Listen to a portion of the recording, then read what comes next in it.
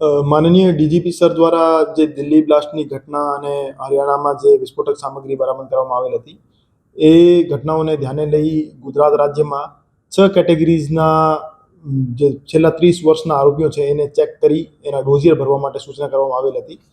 આ 6 કેટેગરીઝમાં explosive act, petroleum act, NDPS act, TADA POTA UAPA, fake Indian currency notes જેવા categories હતી.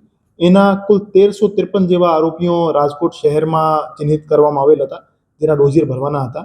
તો 100 કલાક દરમિયાન ટોટલ 529 હાજર મળી આવેલ આરોપીઓના ડોઝિયર ભરી દેવામાં આવેલ છે.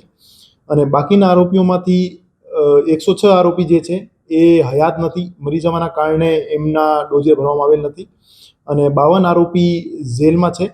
અને આ સિવાય બાકી જે આરોપી છે એ સરનામું બદલાઈ જવાના કારણે અથવા બહાર ગામના હોવાના કારણે એમના ડોઝિયર ભરી શકેલ નથી.